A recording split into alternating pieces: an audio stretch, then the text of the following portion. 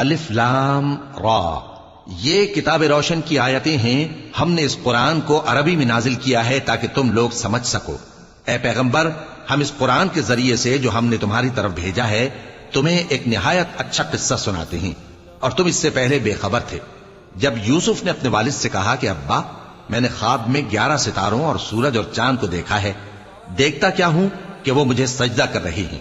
انہوں نے کہا کہ بیٹا، اپنے خواب کا ذکر اپنے بھائیوں سے نہ کرنا، نہیں تو وہ تمہارے حق میں کوئی چال چلیں گے.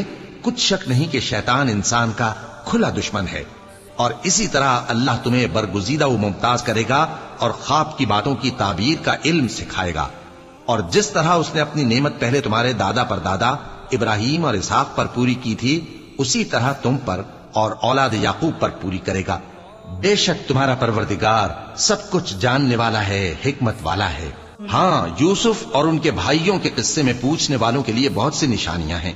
جب انہوں نے آپس میں تذکرہ کیا کہ یوسف اور اس کا بھائی ابا کو ہم سے زیادہ پیارے ہیں، حالانکہ ہم جماعت کی جماعت ہیں، کچھ شک نہیں کہ ابا کھلی غلطی پر ہیں. یوسف کو یا تو جان سے مار ڈالو یا کسی ملک میں پھینکاؤ، پھر ابا کی توجہ صرف تمہاری طرف ہو جائے گی، اور اس کے بعد تم نیک لوگوں میں ہو جاؤ گے. ان میں سے ایک کہنے والے نے کہا کہ یوسف کو جان سے نہ مارو، کسی اندھے کنویں میں ڈال دو کہ کوئی راہگیر اسے نکال کر کسی دوسرے ملک میں لے جائے گا. اگر تم کو کرنا ہی ہے تو یوں کرو. یہ مشورہ کر کے وہ اپنے والد سے کہنے لگے کہ ابا جان، کیا سبب ہے کہ آپ یوسف کے بارے میں ہمارا اعتبار نہیں کرتے، حالانکہ ہم اس کے خیر خواہ ہیں. کل اسے ہمارے ساتھ بھیج دیجئے کہ خوب میوے کھائے اور کھیلے کودے، ہم اس کے نگہبان ہیں.